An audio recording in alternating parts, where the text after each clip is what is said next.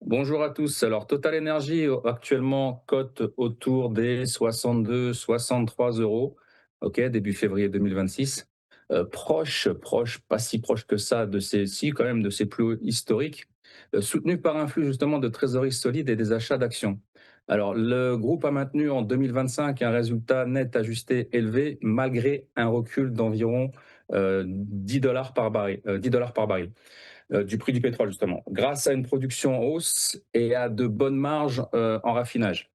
Alors, il confirme une politique de retour aux actionnaires généreuse avec des dividendes en hausse autour des 0,85, je crois, euros par action, si mes souvenirs sont bons, et un rachat d'actions justement significatif. La cotation directe des actions ordinaires sur le NYC depuis décembre 2025, voilà, c'est ça, justement, améliore la visibilité et la base d'investisseurs internationaux.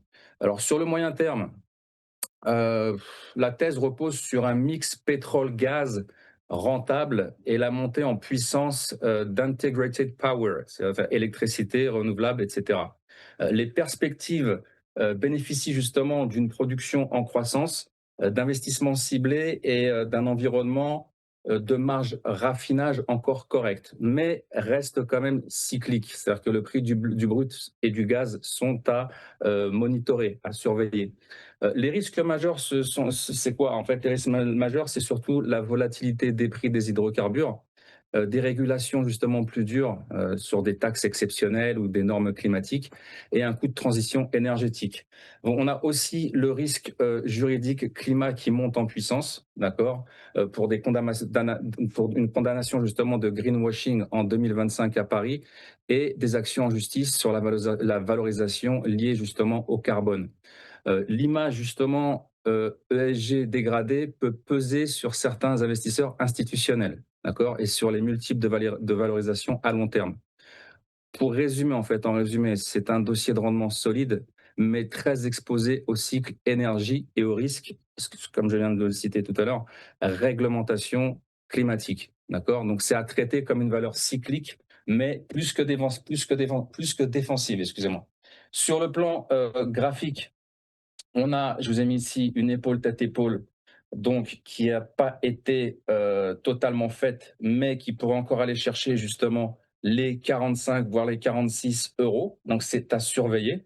On a un N-Star ici qui est vert, qui est juste au-dessus, qui est en fait sur mon épaule tête-épaule et qui va donner par exemple en extension les targets que je vous ai donnés ici, les 64, 70, 73, 16, 76, 34, 84, 10, d'accord. Depuis le début de l'année sur Total Energy, nous sommes à plus 9%, mais on a quand même fait le 9 avril un plus bas à moins 10,5%.